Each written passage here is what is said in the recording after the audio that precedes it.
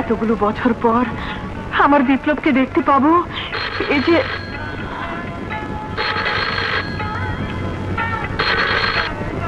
Hello, inspector বিজয় বলছি। তুমি এক্ষুনি হাসপাতালে গিয়ে নকল টাকার কারখানা থেকে ধরা পড়া ক্রিমিনালের জবানবন্দি নেওয়ার চেষ্টা করো। স্যার, আমার একটা জরুরি কাজ ছিল। তোমার হাসপাতালেই যাওয়া উচিত। ঠিক আছে স্যার, আমি এক্ষুনি হাসপাতালে যাচ্ছি। কে ফোন করেছিল?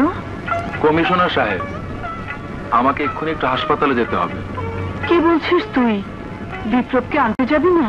যাব, তুমি আগে যাও, আমি 11টার মধ্যে পৌঁছে যাব। চলো।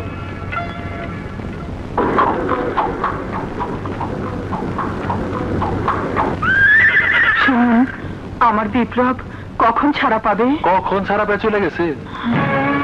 চলে গেছে। যাবার সময় আমার কথা কিছু জিজ্ঞেস করেনি?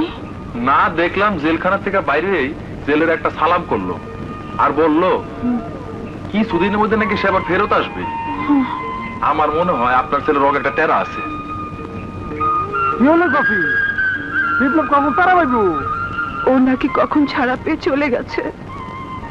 কইলা যখন গেছে তখন আর কোনো চিন্তা করো না, বিজয় হাত করা পড়াইয়া ঠিকই বাড়ি চলে আইসো।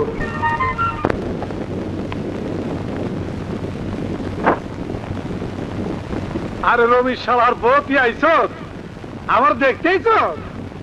ডাক্তার ড্রেস পরাইছস কে? বাইরে পুলিশ গার্ড, এর লেগে ডাক্তারের ড্রেস পরাইছি। আমার চিকিৎসা করবি?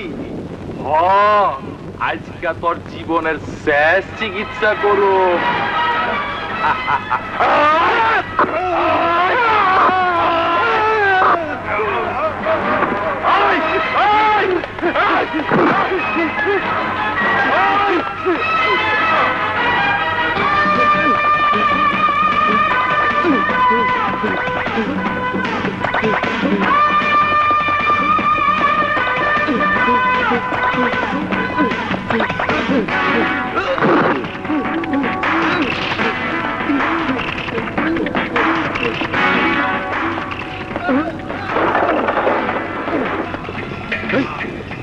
পুলিশ তাড়াতাড়ি সেটা নে।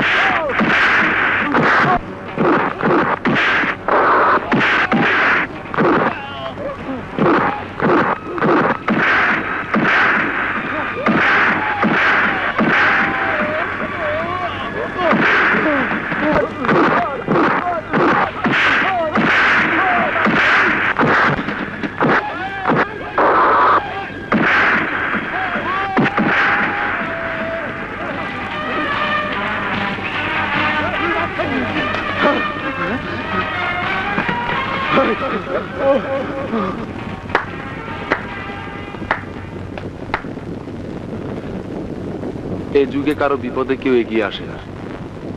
আপনার সৎ সাহসের জন্য আপনাকে ধন্যবাদ। আমি ইন্সপেক্টর বিজয়। আপনার পরিচয়? আমার কোনো পরিচয় নেই। হতে পারে আপনার মতো কারোর ভাই, কোনো না কোনো মায়ের সন্তান। ভাই বলে যখন পরিচয় দিলেন, তখন চলুন না আমাদের বাড়িতে, আমার মায়ের সঙ্গে আপনাকে পরিচয় করিয়ে দেব। মা? হ্যাঁ, আমার মা আপনাকে পেলে খুব খুশি হবে। আচ্ছা, আপনার আর কে আছে? এক বড় ভাই আছে, ছোটবেলা থেকে জেলে। আজ তার মুক্তি পাওয়ার কথা। তার নাম? বিপ্লব। বিপ্লব? এত কষ্ট করে জেলখানা থেকে টাকা পাঠালাম, আর মা সেই টাকা দিয়ে বিজয়কে পুলিশ অফিসার বানালো।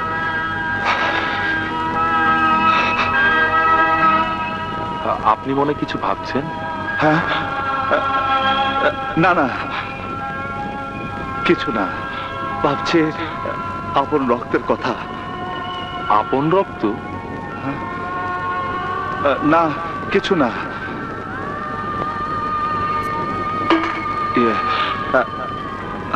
আসে। আপন রক্তের কথা? স্ট্রেঞ্জ।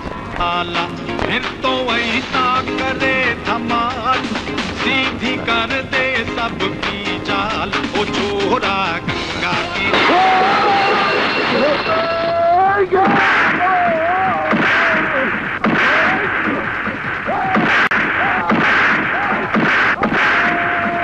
হ্যালো খালা, মির্জা সাহেবকে একজন গুন্ডা অ্যাটাক করেছে, আপনারা তাড়াতাড়ি আসুন।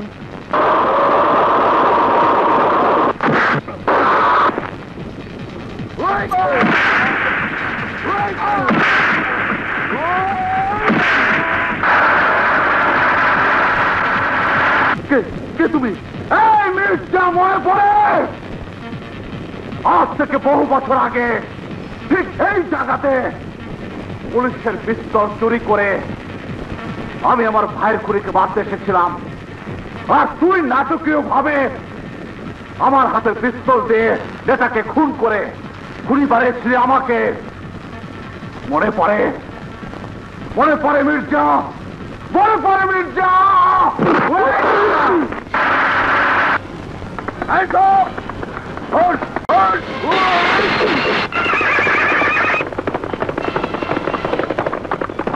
কি বলছো তুমি?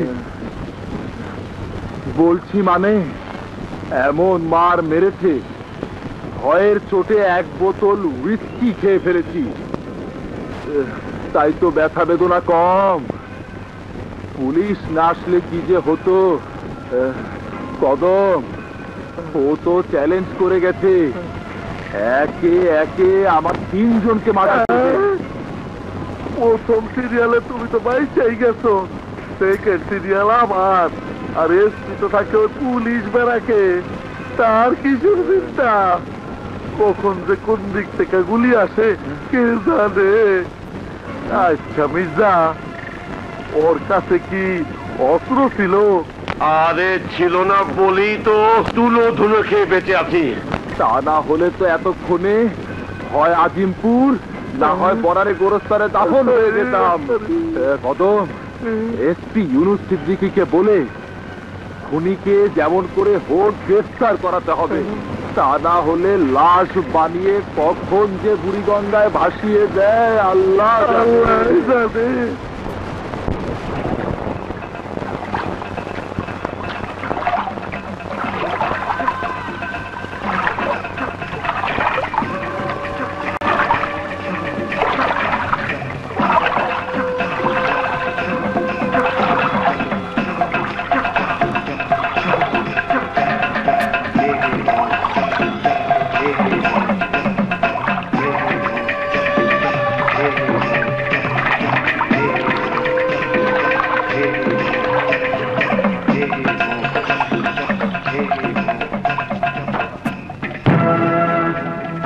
এই যে ভাই, শুনেন শুনেন শুনেন শুনেন। কি জান? জেলখানা থেকে শুনেছি এখানে নাকি আধুনিক অস্ত্র পাওয়া যায়। কার কাছে শুনছেন? কালু মিয়ার কাছ থেকে শুনেছি। কি কি মাল লাগবো? ফুজিগান একটি, 9mm একটি। 50,000 টাকা দেন।